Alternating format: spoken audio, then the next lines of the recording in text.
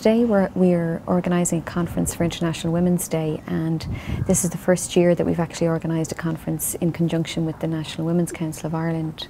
So really the main issue that we're looking at during the conference is the issue of leadership and how do we inspire or create feminist leaders.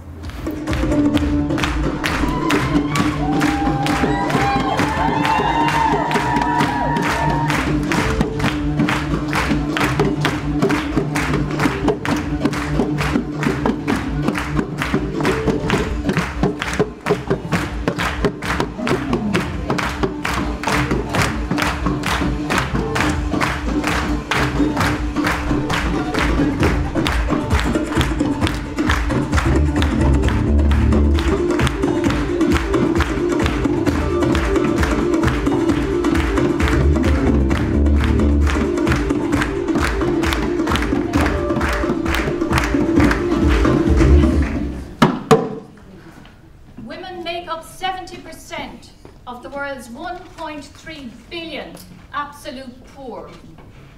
I feel powerless. Women hold only 10% of the parliamentary seats worldwide. I have no voice. Drama for today, I suppose, came about when we were asked by Benulach to put together something that would have a bit of Tanzania and a bit of Ireland in it.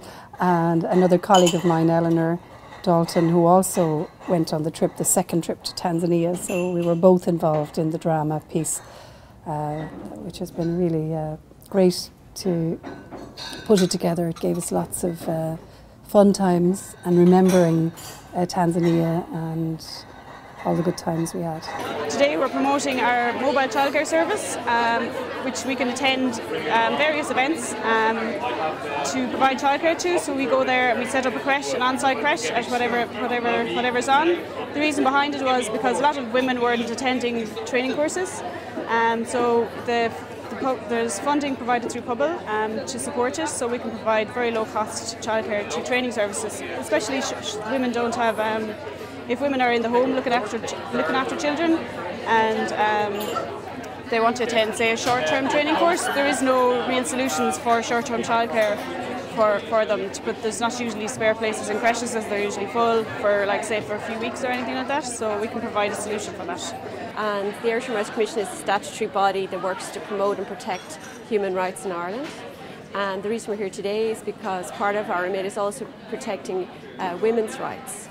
And we would do that in different ways, because we would monitor the government's progress in terms of commitments it's made to, say, the United Nations in terms of the Convention on the Elimination of Discrimination Against Women. So we would be monitoring how Ireland is complying with the standards in that convention. So one of the pieces of work we would do would be to develop our own report on Ireland's progress, and so we're here today just to spread information about what we do, to meet women's organisations, representatives of women's organisations, let them know what we do, and to have an engagement.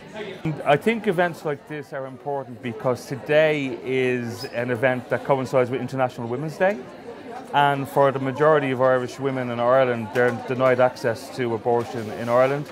At least 15 women every day have to travel to London or Birmingham or Brussels or Amsterdam, and recent opinion polls say that there is increased support in civil society for abortion services to be provided in Ireland here, so that we have to end the hypocrisy of women travelling abroad, and we have to admit that this is an issue that deserves legislation from government. Benulach is a feminist development education organisation, and basically what that means is that we work with women's community groups in Ireland through education, community education and training, to make connections between the realities and the situations and the struggles and the work of women's organisations in countries of the South, so-called developed or developing countries, Africa, Asia and Latin America. So we carry out training programmes where very much we bring women from South-based organisations to come and to work with us as trainers and facilitators. We hold conferences like this event today, and we have a gender and development bulletin which features the work of women's organisations in the South and also features the solidarity work of women's organisations in Ireland. Yes. From across the 55 countries in the continent of Africa, women have held formidable positions in government and have been very instrumental to the development of their various countries. As I walked down the streets of Tehran in summer 2004, the chador enveloped woman of my memories, once the emblem of the 1979 Islamic Revolution, was replaced by the young woman whose face was painted by makeup and who wore a tight manteau, that's a little coat, and a little scarf to intensify her beauty. I think we need to speak out against the ineptness, the egotism, the pure stupidity, the inhumanity of leaders who simply do not care about humanity. We had 3 extraordinary speakers this morning and an extraordinary chair. And you know, we had speeches that covered African women's leadership and the challenges for any sort of non-traditional, people coming from sort of non-traditional political backgrounds and entering Irish politics.